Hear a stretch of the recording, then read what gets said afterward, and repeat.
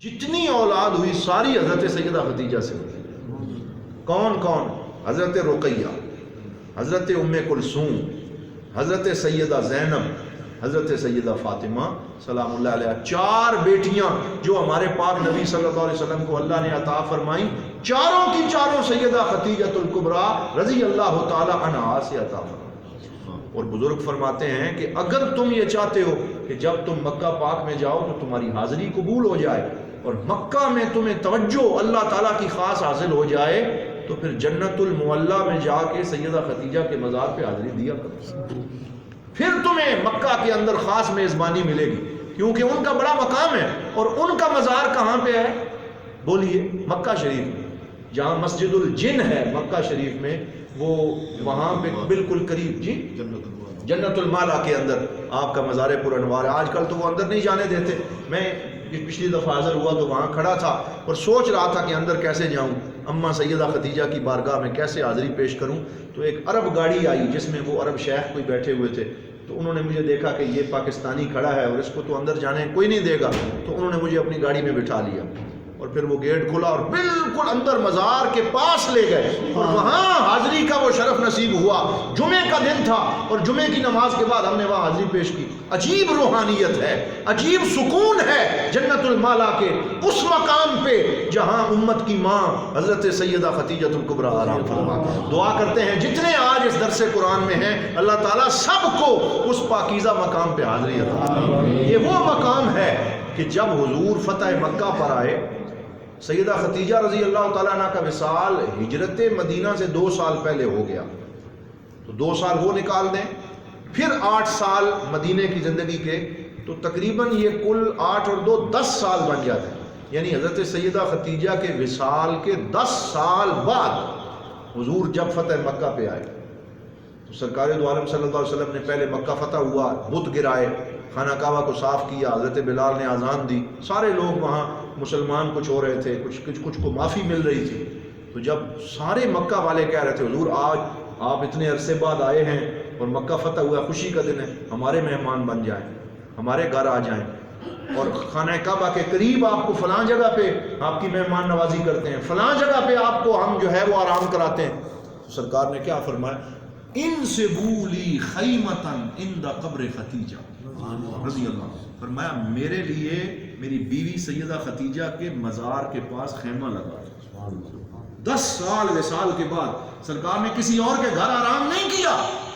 کسی کے گھر میں ضیافت نہیں کروائی، فرمایا میں ذرا اپنی بیوی کو خوشخبریاں دوں نا کہ اس شیب ابی طالب میں جہاں 3 سال تمہیں بند کیا گیا تھا اور تو نے میرے لیے قربانیاں دی اور وہ فتح مکہ کا وقت تو نہ دیکھ سکی، آج میں اس کی قبر کے پاس خیمہ لگا کے آرام کروں گا اور اپنی اس بیوی کو مبارک دوں گا کہ میرے لیے اور دین کے لیے جو تو نے قربانیاں دی تھی، اللہ نے آج ہمیں اس کا پھل عطا فرمایا۔ وہاں آرام فرمایا، وہاں خیمہ لگوایا اور یہ بتایا کہ وفا کسے کہتے ہیں۔ تو اللہ تعالیٰ ہمیں بھی اپنے گھریلو رشتوں میں یہ وفائیں عطا فرمائے کہ ہم اپنے بیوی بچوں کے ساتھ ایک اچھی فیملی اور ایک اچھے خاندان کو تشکیل دے کے اس دنیا سے جائیں، تاکہ لوگ ہمارے ان خاندانوں کو اچھے لفظوں سے یاد کریں کہ کوئی آیا تھا، اس نے اپنے بیوی کے ساتھ اپنے بچوں کے ساتھ ایک اچھی تربیت کی ہے، ایک اچھی فیملی قائم کی ہے، وہ بگوڑا نہیں تھا، وہ گھر سے باہر رہنے والا نہیں تھا، وہ جھگڑے کرنے والا نہیں تھا، بلکہ وہ اپنے بیوی بچوں کے ساتھ وفا کرنے والا تھا۔ یہ بہت ضروری ہوتا ہے ایک اسلامی معاشرے میں ایسی زندگی گزار کے جانا۔ تو یہ آج اب اس آیت کا ترجمہ مکمل کر دیتے ہیں تاکہ یہ موضوع جو ہے یہ ایک انتہا پہ اس کو ختم کر لیا جائے۔ تو ایک دفعہ پھر سارے ترجمہ سماعت فرمایا الرجال قوامون علی النساء، مرد جو ہیں وہ قوام ہیں، منتظم ہیں عورتوں پر، بما فضل اللہ بعضهم علی بعض، جو اللہ تعالیٰ نے کچھ پر فضیلت دی ہے، وبما انفقوا من اموالہم، اور فرمایا مردوں کو اس لیے قوام بنایا تاکہ وہ مال خرچ کریں، تو مال کمانا تو مردوں کا کام ہے، مال وہ خرچ کریں۔ فالصالحات، نیک عورتیں وہ ہیں، قانتات، جو ادب کرنے والی ہیں، حافظات للغیب، اور پیٹھ پیچھے جب مرد موجود نہ ہوں تو ان کی حفاظت کرنے والی، ان کے گھروں کا خیال رکھنے والی، واللاتی تخافون نشوزہن، اور جن عورتوں کی نافرمانی کا تمہیں اندیشہ ہو، یہ بھی بتا دیا کہ جن کے بارے میں تمہیں یہ ہو کہ نافرمانی کریں گی، بات نہیں مانیں گی، مارنے کی اجازت نہیں دی، جیسے آج کل نعوذ باللہ بعض لوگ مرنے مارنے پہ آ جاتے ہیں، بال پکڑ لیتے ہیں، توہین شروع کر دیتے ہیں، ایسا بالکل اسلام نے اجازت نہیں دی۔ یہ ہندی کلچر ہے جو پاکستان میں بھی آ گیا ہے اور یہ بدسلوکی کی جاتی ہے۔ تو فرمایا کہ جن کے نافرمانی کا تمہیں اندیشہ ہو فَعِظُوهُنَّ، تو پہلا حکم یہ دیا انہیں نصیحت کرو۔ کیا فرمایا؟ انہیں نصیحت کرو۔ اگر نصیحت نہ مانے وَاهْجُرُوهُنَّ فِي الْمَضَاجِعِ، تو پھر ان کو بستر جدا کر دو۔ وَاهْجُرُوهُنَّ فِي الْمَضَاجِعِ یعنی کمرے جدا کر دو، بستر جدا کر دو کچھ دن کے لیے۔ یہ ایک آپ سمجھ لیں کہ اس کو بہتر بنانے کے لیے یہ ایک سزا تجویز کی جہاں پہ بدسلوکی کا اندیشہ ہو۔ وَاضْرِبُوهُنَّ، اور یہاں پر بھی مفسرین نے یہ لکھا کہ ہلکی سی مسواک جتنی شے کے ساتھ کوئی تھوڑی سی سرزنش جسے کہتے ہیں اس کی اجازت دی گئی، لیکن وہ بھی بالکل انتہا پہ جا کے کہ جہاں کوئی بات نہ سنی جا رہی ہو اور بدسلوکی اپنی انتہا کو پہنچ جائے۔ لیکن پھر آگے فرمایا فَإِنْ أَطَعْنَكُمْ، اگر وہ تمہاری بات مانیں، تمہارے بچوں کا خیال رکھیں، گھر کے رازوں کی حفاظت کریں، فَلَا تَبْغُوا عَلَيْهِنَّ سَبِيلًا، تو ان کے ساتھ بالکل زیادتی نہ کرو۔ ان اللہ کان علیٰ کبیرا، بے شک اللہ تعالیٰ بہت بڑا اور بلند ہے۔ پھر آگے فرمایا وَإِنْ خِفْتُمْ شِقَاقَ بَيْنِهِمَا، اور اگر تمہیں میاں اور بیوی کے درمیان جھگڑے کا اندیشہ ہو کہ یہ بات نہیں مان رہے، یہاں روز جھگڑا ہوتا ہے، تو پھر کیا کرو؟ یعنی قرآن ایسی کتاب ہے جس نے ہمیں ہر میدان میں حل بتایا اور سکھایا کہ کیا کرنا ہے تاکہ ہم قرآن پڑھیں اور اس کے پیغام سے وابستہ ہو جائیں۔ تو فرمایا کہ اگر تمہیں جھگڑے کا اندیشہ ہو فَبْعَثُوا حَكَمًا مِّنْ أَهْلِهِ وَحَكَمًا مِّنْ أَهْلِهَا، تو فرمایا کہ ایک سیاںا بندہ مرد کی طرف سے اور ایک سیاںا بندہ عورت کی فیملی سے، ان کو بلا لو اور آپس میں میاں بیوی کے ساتھ بٹھا لو اور بٹھا کے پھر صلح کا اہتمام کرو۔ اب یہاں ایک بڑی عجیب روایت ہے کہ ایک دفعہ حضرت سید ہمارے پاک نبی سب کہو صلی اللہ علیہ وسلم اور حضرت سیدہ عائشہ صدیقہ رضی اللہ تعالیٰ عنہ کسی بات کے اوپر تھوڑا سا نزاع جسے کہتے ہیں، تو ہلکی سی ناراضگی کسی بات پہ ہوئی یا کوئی بات چیت ایسی ہوئی، تو حضور صلی اللہ تعالیٰ علیہ وسلم اور سیدہ عائشہ سرکار نے فرمایا کہ بتاؤ کسے صلح کے لیے بلائیں۔ یہ امت کی تربیت کے لیے تھا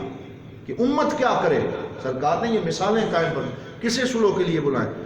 ابو موسیٰ اشعری کو بلا لیں، کہا یا رسول اللہ وہ تو آپ کے غلام ہیں، آپ کی سائیڈ لیں گے،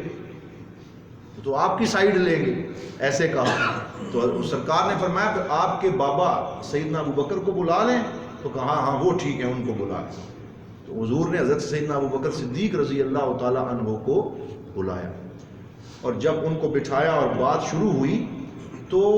سیدہ عائشہ صدیقہ ام المومنین رضی اللہ تعالیٰ عنہ کیونکہ زوجہ تھیں اور ان کے پورے حقوق تھے، تو انہوں نے کوئی بات جو ہے وہ تھوڑی سی جسے بلند آواز کہتے ہیں اس طریقے سے کرنے کی کوشش کی، تو حضرت سیدنا ابو بکر صدیق اٹھے اور اٹھ کے مارنے کی کوشش کی، یعنی ان کی طرف دوڑے کہ اے میری بیٹی سرکار کے سامنے اونچی آواز نکال رہی ہے، وہ تو حضور کے عاشق تھے، سرکار کے غلام تھے۔ تو سرکار دو عالم صلی اللہ علیہ وسلم نے حضرت ابو بکر صدیق کو کہا ہم نے آپ کو بات سننے کے لیے بلایا ہے اور آپ میری زوجہ کی طرف جا رہے ہیں، آپ چلے جائیں، ہم اپنا مسئلہ خود ہی حل کر لیں گے۔ تو بعد میں وہ گفتگو ہوتی رہی اور جب وہ گفتگو ہو کے پھر راضی خوشی ہو کے بیٹھ گئے، تھوڑی دیر میں حضور صلی اللہ تعالیٰ علیہ وسلم نے دیکھا کہ حضرت ابو بکر صدیق پھر اندر آئے اور دیکھا کہ دونوں میاں بیوی مسکرا رہے ہیں، خوش ہیں، تو سرکار نے فرمایا کہ اے آ جاؤ اے ابو بکر، پہلے ہم نے تمہیں اپنی ناراضگی میں شریک کیا تھا، اب تمہیں ہم اپنی صلح میں بھی شریک کریں۔ اور پھر انہیں بلا کے ساتھ بٹھا۔ یہ امت کے لیے تربیت کا بندوبست تھا کہ اگر کوئی ایسا معاملہ بن جائے تو تم نے کیا کرنا ہے کہ دونوں طرف سے حکم بلا کے ساتھ بٹھانے ہیں، ایک دوسرے کی بات چیت سننی ہے۔ جب انسان ایک دوسرے کی بات سنتا ہے دل سے بوجھ نکل جاتا ہے، انسان کا دل ہلکا ہو جاتا ہے اور مسئلے کا حل پیدا ہو جاتا ہے۔ فرمایا ان یریدا اصلاحا یوفق اللہ بینہما، اگر میاں بیوی خیر چاہتے ہوئے، صلح چاہتے ہوئے، تو جب وہ دو بندوں کو بلائیں گے بٹھائیں گے تو اللہ ان کے دلوں کو پھر سے جوڑ دے گا، وہ پھر سے اکٹھے ہو جائیں گے۔ ان اللہ کان علیما خبیرا، بے شک اللہ تعالیٰ جاننے والا اور خبردار ہے۔ تو یہ وہ آیات ہیں سورہ نساء کی جن میں حضور صلی اللہ علیہ وسلم نے عورتوں کے حقوق کی بات کی ہے۔ ایک دفعہ سرکار صحابہ اور صحابیات خواتین سے گفتگو فرما رہے تھے تو